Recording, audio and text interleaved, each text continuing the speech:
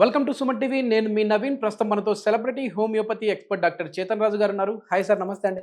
నమస్తే sir. Sir, మోకాల నొప్పులు ఉన్నవాళ్ళు ఈ ఆహార పదార్థాలు మాత్రమే తినాలి, ఈ ఆహార పదార్థాలు అసలు తినకూడదు అంటుంటారు. ఉదాహరణకి ఏంటంటే పుల్లని వస్తువులు ఏమైనా తిన్నా కూడా, పదార్థాలు ఏమైనా తిన్నా మోకాల నొప్పులు పెరుగుతాయి అంటుంటారు. సో అట్లా ఏంటంటే ఇది జస్ట్ ఒక ఐడియా కోసం చెప్పాను. అంటే పుల్లని పదార్థాలైనా నిజంగానే అది ఉందా సార్? అంటే పులుపు తింటే పెరుగుతాయని, తీపి తింటే తగ్గుతాయని ఇట్లా ఉందా సార్? సో ఏ పదార్థాలు అవాయిడ్ చేయాలి, ఏ పదార్థాలు ఇంక్లూడ్ చేయాలి? మన దగ్గర చాలా మంది పేషెంట్లు మోకాల నొప్పుల ప్రాబ్లమ్ తోటి వస్తారు. మన తెలుగు రాష్ట్రాల నుంచే కాదు, మొత్తం ఇండియా నుంచి వస్తారు. ఎందుకంటే ఒక్కొక్కసారి రోగాలు ఎట్లుంటాయంటే అవి ఆటోఇమ్యూన్ రోగాలు కూడా ఉంటాయి. ఆటోఇమ్యూన్ రోగాలు అంటే ఏంది? మన బాడీ పార్ట్స్నే మన బాడీ సంపుతుంది. అటువంటి ప్రాబ్లమ్స్ తోటి కూడా వస్తారు. ఆస్టియోఆర్థరైటిస్ తోటి వస్తారు. జాయింట్ రీప్లేస్మెంట్ చేసుకోవాలి, కానీ వాళ్ళకు బాడీ సహకరిస్తలేదు, వెయిట్ చాలా ఎక్కువ ఉంది, వాళ్ళకి భయం ఉంది, వాళ్ళు వస్తారు. అయితే వీళ్ళందరికీ మనము హోమియోపతి మందులతోటి రివర్స్ చేస్తాం ప్రాబ్లం. మళ్ళీ దాని తర్వాత వెరీ ఇంపార్టెంట్ ఏంటంటే డయట్ గురించి కూడా ఏమైనా చేంజెస్ ఉంటే చేస్తాం. ఏంటి సార్, అంటే సర్జరీ వరకు వెళ్ళే వాళ్ళకు కూడా హోమియోలో తగ్గించవచ్చు. ఓకే, హోమియోలో తగ్గించవచ్చు. అన్నిటికన్నా ఇంపార్టెంట్ చూడండి, నమ్మకం అనేది ఉండాలి. నమ్మకం అన్నిటికన్నా ఇంపార్టెంట్. అండ్ మీ డాక్టర్ మీకు చెప్పినట్టు మీరు చేయాలి.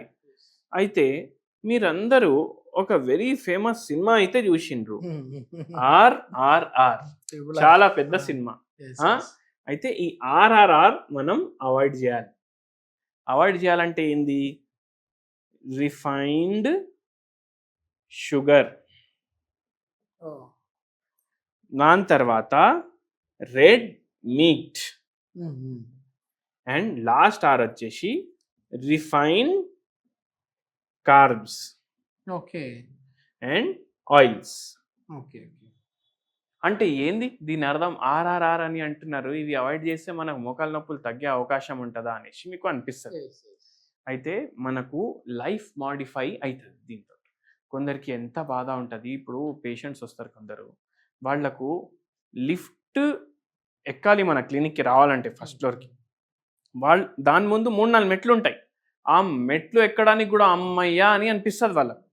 సో ఇట్లా మనం లైఫ్ని మాడిఫై చేసుకోవాలి. 2-3 మెట్లు ఉన్నాయి, జర మెల్లమెల్లగా ఎక్కువడం, వీల్ చైర్ అవసరం పడకపోవడం, అట్లా మనం డయట్ సెట్ చేసుకుంటే దాంట్లో మనకు బెనిఫిట్ ఉంటుంది. హోమియోపతి ఏమో రోగాన్ని తగ్గిస్తుంది, కానీ లైఫ్ని కూడా మనం మేనేజ్ చేసుకోవడానికి రావాలి కదా. అయితే ఈ RRR అవాయిడ్ చేయాలి. ఇప్పుడు ఏంది? Refined sugar. మనం చాయ్లో చక్కెర వేస్తాం, ఒక్కొక్కసారి మనం రసం చేసుకుంటే ఇంట్లో చక్కెర చేసుకుంటాం, మళ్ళీ తర్వాత ఎన్నో ఫుడ్స్లో స్వీట్స్లో మొత్తం చక్కెర వేస్తాం. ఈ చక్కెరే కొనకండి మీరు ఇంటికాడ. అరే మళ్ళీ చిన్నపిల్లలకి పాలు ఇస్తాం కదా, దాంట్లో చక్కెర వేసి ఇవ్వాలా అనేసి అంటారు కదా. వాళ్ళకు కూడా చక్కెర ఇవ్వాలని రూల్ ఎవరు పెట్టిండ్రు? ఇవ్వకండి. చాయ్లా, కాఫీలో దేంట్లో చక్కెర వేసుకోకండి, అసలు కొనేసి తీసుకురాకండి ఇంటికి. అప్పుడు మనకు ఇది జర హెల్ప్ చేస్తుంది. మళ్ళీ రెడ్ మీట్. అంటే దీనికి రీప్లేస్ ఏమైనా ఉందా సార్? అంటే ఇప్పుడు కొద్దిమంది చక్కెర బదులు బెల్లం వాడచ్చా అని అంటుంటారు. చూడండి, చక్కెర తోటి ఇంత డ్యామేజ్ అయిందంటే బెల్లం తోటి ఇంత డ్యామేజ్ అవుతుంది. సో కానీ తక్కువ డ్యామేజ్ అవుతుంది, జర మీరు వాడుకోండి కావాలంటే. మళ్ళీ రెడ్ మీట్. రెడ్ మీట్ అంటే ఏంది? మీరు తినే మటన్ ఉండొచ్చు, లేదంటే ఇంకా వేరే పదార్థాలు కూడా ఉంటాయి రెడ్ మీట్లో, మీరు గూగుల్ చేసుకోండి. చికెన్ కూడా అవాయిడ్ చేయాలంట నేను. రెడ్ మీటే కాదు, చికెన్ కూడా అవాయిడ్ చేయండి. ఎందుకంటే అవి కూడా అన్నీ ఇప్పుడు కల్తీ వస్తుంది. మంచి ప్రోటీన్ ఫుడ్ అంటారు కదా సార్. ప్రోటీన్ ఫుడ్ అంటారు, కానీ మనం ఎంత ఉడకబెడతాం దాన్ని, మళ్ళీ దానికి ఇంజెక్షన్లు ఇస్తారు, తొందరగా తయారు చేస్తారు, అది ఫుడ్ చైన్ లో వచ్చేస్తుంది. అయితే అది కూడా మీటే అవాయిడ్ చేయండి కదా, తగ్గినప్పుడు వరకు అయితే అవాయిడ్ చేయండి మీరు. అయితే ఇది అట్లా అవాయిడ్ చేయాలి. ఇప్పుడు రిఫైన్డ్ కార్బ్స్ అంటే ఏంటి? ఇప్పుడు మీరు మార్కెట్కి పోతారు, మార్కెట్కి పోయి మీరు ఇప్పుడు పిండి కొనాలి, మైదా పిండి. మీరు మైదా పిండి ఏదైతే ప్యాకింగ్లో వస్తుంది కదా, దాని వెనకాల తిప్పి చూడండి ఏమని రాసి ఉంది పైన. అక్కడ రిఫైన్డ్ ఫ్లార్ అని రాసి ఉంటుంది. Refined flower. రిఫైన్డ్ అంటే ఏ వస్తువు పైన రిఫైన్డ్ అని వర్డ్ మీరు చూస్తే దానికి 100 కిలోమీటర్ దూరం వెళ్ళిపోండి మీరు. ఓకే, మీకు రిఫైన్డ్ అని వర్డ్ కనిపించింది అనుకోండి, రిఫైన్డ్ ఆయిల్ వస్తుంది, రిఫైన్డ్ ఫ్లార్ వస్తుంది, ఇట్లా చాలా రిఫైన్డ్ అని వస్తాయి. అవి వాడొద్దు అసలు. మైదా పిండి ఎట్లుంటది? ఇట్లా తీసుకుంటే అసలు రిఫైన్డ్ అంటే ఏంటి సార్? దాన్ని మళ్ళీ ఎక్కువ దాంట్లో ఓన్లీ ఎక్కువ మిగిలేది కార్బోహైడ్రేట్. ఓకే, ఓకే, కార్బోహైడ్రేట్ మిగులుతుంది ఎక్కువ రిఫైన్డ్ మైదా పిండిలో. ఇప్పుడు రిఫైన్డ్ అది దేంట్లో వాడతారు మనకు ఎట్లా తెలవాలి అంటే, మీరు ఏది తీసుకున్నా, బిస్కెట్ పొడా తీసుకున్నా, మీరు ఏది కొన్నా వెనకాల తిప్పి చూడండి దాని మీద ఏమేమి ఉంది దాంట్లో. రిఫైన్డ్ ఫ్లార్ అన్న రాసి ఉంటుంది, లేకపోతే ఆల్ పర్పస్ ఫ్లార్ అని అయినా రాసి ఉంటుంది. సో అవి వస్తువులు అవాయిడ్ చేయాలి మొత్తానికి. మీరు డయట్ బిస్కెట్లు, డయాబెటిక్ ఫ్రెండ్లీ బిస్కెట్లు ఇవి కూడా కొంటున్నారంటే దానికి తిప్పి చూడండి, దాంట్లో మైదా పిండి ఎంత ఉంది, అది ఉంటే మీరు కొనకండి అది. సో ఇవి అయితే ఖచ్చితంగా అవాయిడ్ చేసినవి మోకాళ్ళ నొప్పులకి. మన దగ్గర ఏ పేషెంట్ మోకాళ్ళ నొప్పులకు వచ్చినా మనం ఒకటి చెప్పేస్తాం ఫస్టే. మన దగ్గర ఏ పేషెంట్ మోకాళ్ళ నొప్పులతో వచ్చినా ఇవి అవాయిడ్ చేయమని చెప్తాము. అండ్ ఏం చెప్తాము, ఇవి అవాయిడ్ చేస్తే మనకు తగ్గుడు తొందరగా తగ్గుతుంది. ఇప్పుడు మొత్తం పేషెంట్లు వచ్చి అంటారు హోమియోపతిలో మొత్తం శాశ్వతంగా తగ్గుతుంది అని అంటారు కదా రోగం, మళ్ళీ మేము ఏది తిన్నా తగ్గుతుందా అంటే అట్లా తగ్గదు. కొందరికి తగ్గుతుంది, కానీ ఇప్పుడు 1 yearలోనే తగ్గాలి. 1 yearలోనే తగ్గాలి. నేను అన్ని అడ్డం దొడ్డం తింటూనే ఉంటా అంటే ఒక 5-6 ఏళ్ళు కూడా పడుతుంది. దాని బదులు మీరు 1.5 year గట్టిగా నేను చెప్పేటట్టు వింటే మనకు తొందరగా తగ్గుతుంది. మళ్ళీ ఇవే కాదు, ఇప్పుడు మనం ఏం చూద్దామంటే ఏం తినాలి. ఇప్పుడు అందరికీ తెలుసు కదా, ఏదైతే ఆర్థరైటిస్ ఉంటుంది దానికి అర్థం ఏంది, ఆస్టియో ఆర్థరైటిస్ ఆఫ్ ద నీ జాయింట్స్ అంటే ఏంది, మోకాల నొప్పి. అయితే ఈ నొప్పి తగ్గడానికి మనం ఐటిస్ అని మన రోగంలో వర్డ్ ఉంది అనుకోండి. ఐటిస్ అంటే ఇప్పుడు ఆర్థరైటిస్, ఈ ఐటిస్ అని ఉంది కదా, ఇట్లా సైనసైటిస్ కూడా ఉంటుంది. ఇక్కడ కూడా ఐటిస్ అని ఉంది, ఓటైటిస్, హెపటైటిస్, కరెక్ట్ సార్.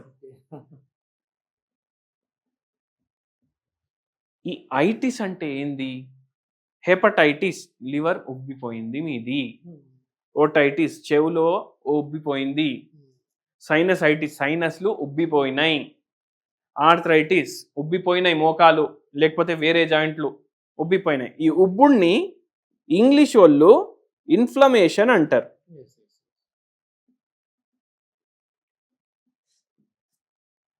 అర్థమైందా ఇప్పుడు మీకు?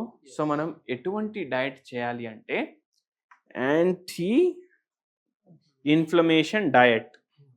ఇప్పుడు నేను ఇంతకుముందు వస్తువులు చెప్పినా కదా, ఆర్ఆర్ఆర్, అవన్నీ ఏం కాజ్ చేస్తాయి మన బాడీలో, ఇన్ఫ్లమేషన్ కాజ్ చేస్తాయి.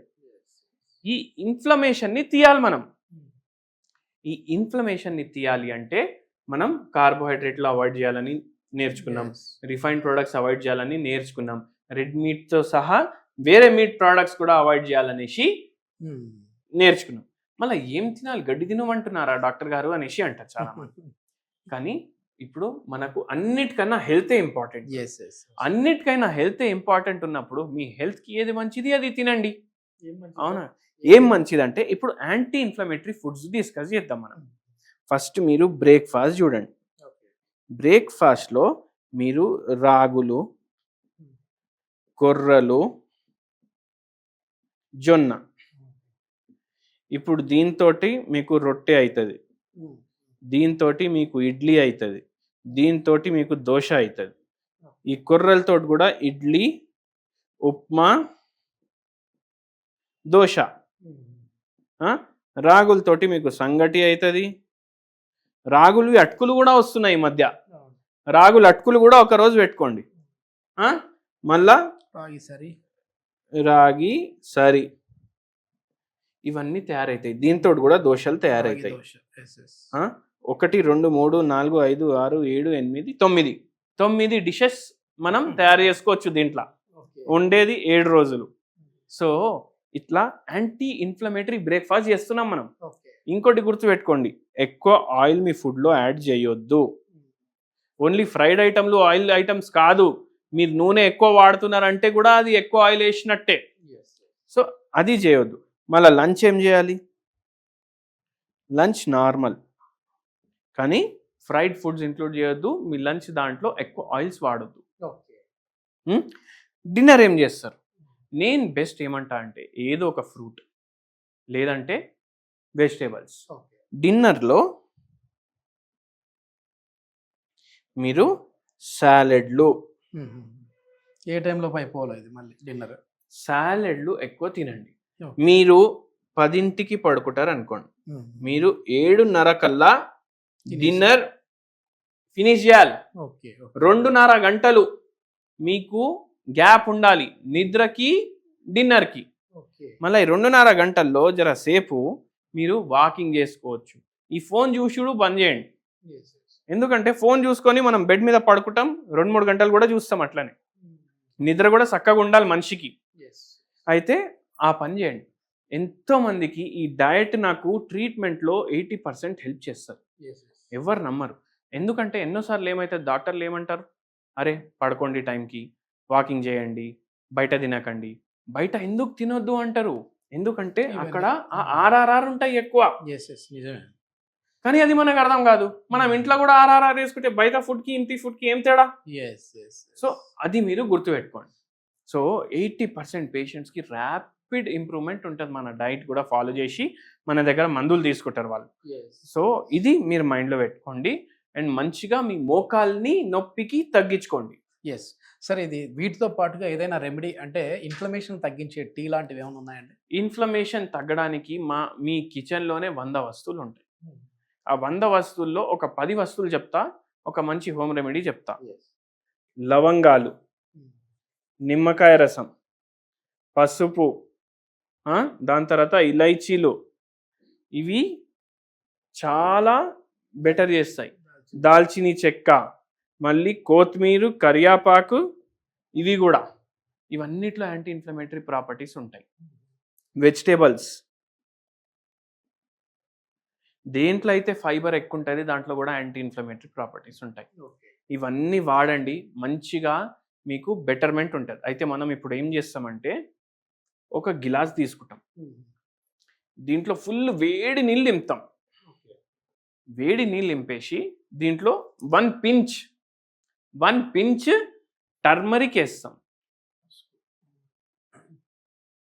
1 పించ్ టర్మరిక్ వేసి దీంట్లో 1 పించ్ దాల్చిని చెక్క ఇది వేస్తాం, కలిపేసి తాగేస్తాం. డైలీ మార్నింగ్ ఒకసారి, నైట్ ఒకసారి. 1 కప్ ఫుల్ వేడి నీళ్ళు. అంటే ఇది బాయిల్ చేయాలా ఇవన్నీ వేసేసి? లేదు, ఫుల్ వేడి నీళ్ళలో వేసేసినా చాలు. ఫుల్ వేడి నీళ్ళలో మీరు గిలాస్ లో నింపుకున్న తర్వాత ఈ 2 వేయండి. ఓన్లీ 1 పించ్ చేయాలి. పౌడర్ 1 పించ్ చేయాలి. టర్మరిక్ 1 పించ్ చేయాలి. దీంతో మీకు మోకాలు నొప్పుల్లో జర డిఫరెన్స్ ఉంటుంది. ఓకే. సార్, ఇప్పుడు ఇంట్రొడక్షన్ లో అడిగినట్లుగా ఏదైనా పులుపు వస్తువులు ఎక్కువ తింటే, అంటే లెమన్ తిన్నా, చింతపండు తిన్నా మోకాలు నొప్పులు పెరుగుతాయండి?